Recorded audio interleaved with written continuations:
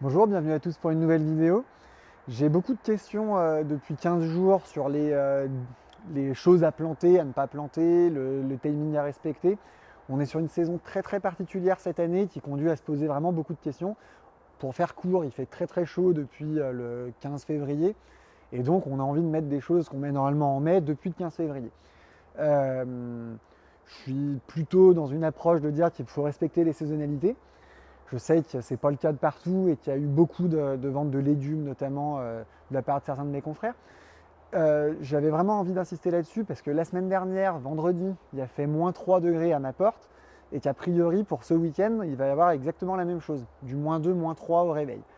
Pourquoi c'est important? Parce qu'en fait, la plupart des plantes qu'on met au printemps, les annuelles ou les plants de potager, sont vraiment des plantes qui craignent le froid et qui peuvent mourir à cause du froid, ou si elles ne meurent pas, peuvent en tout cas être ralenties.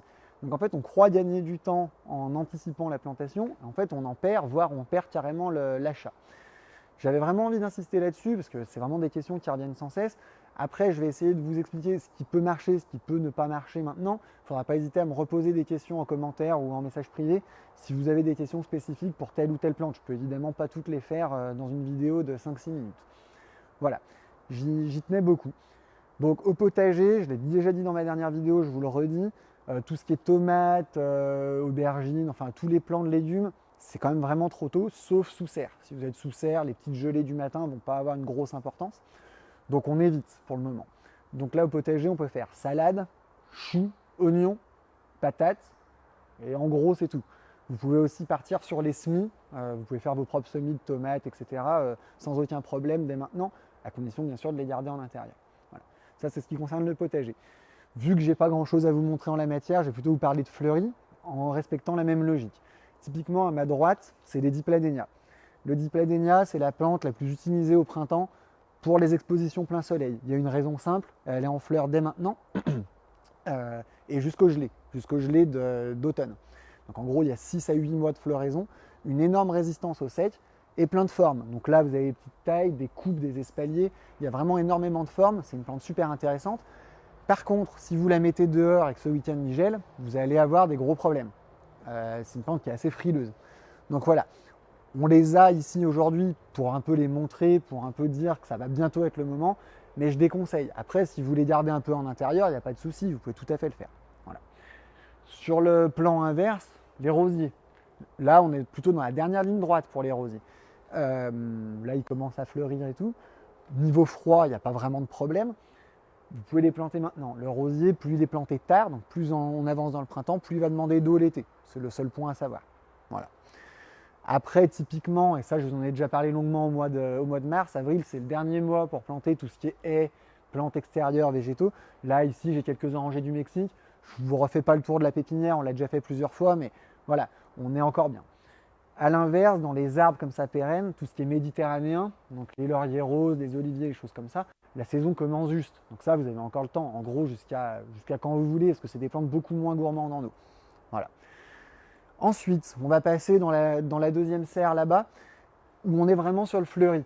En ce moment, avec le beau temps et avec la météo clémente depuis un mois, on a envie de mettre de la couleur au jardin. C'est légitime, mais on ne peut pas vraiment tout faire.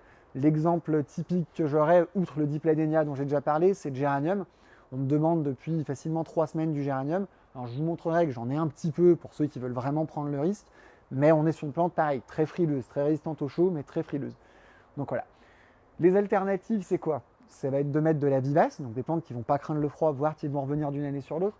Typiquement, une des ventes qu'on a le mieux ici, alors bon, ça manque un petit peu de fleurs parce qu'il n'y a pas assez de soleil, elle s'ouvre beaucoup plus loin du soleil, c'est le délosperma.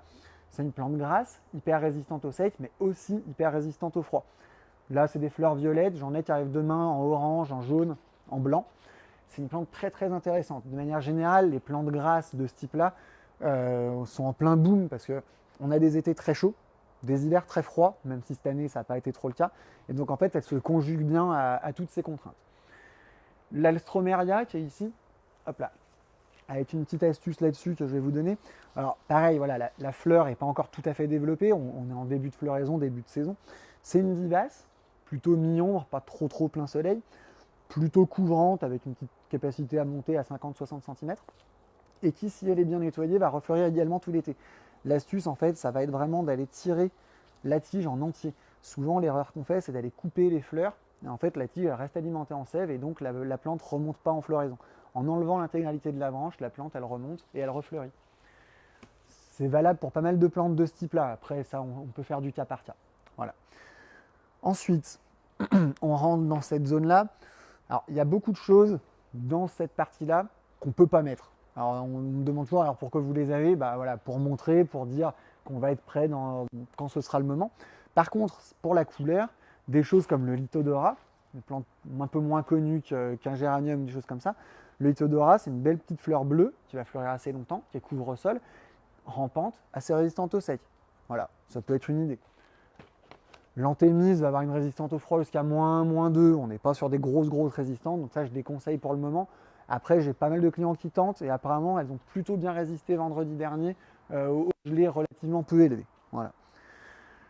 Ensuite, bon, voilà, les dahlias, les giroflées, les choses comme ça, on est typiquement dans l'annuel qui va avoir un peu plus de mal. Une plante que moi j'aime beaucoup et qu'on vend beaucoup ici, c'est le Lévisia. Toujours dans la plante grasse, toujours avec la même approche de bien supprimer les tiges en entier quand elles ont fini de fleurir, et toujours une grosse résistance au sec et au froid. Voilà. Voilà, après on va avoir les premières suspensions, les choses comme ça, pareil, toujours cet objectif de montrer. Évidemment, tout à l'heure je parlais un petit peu de potager, ce que j'ai pas dit c'est tout ce qui est aromatique, les aromatiques, le thym, le romarin, tout ça, il n'y a pas de souci.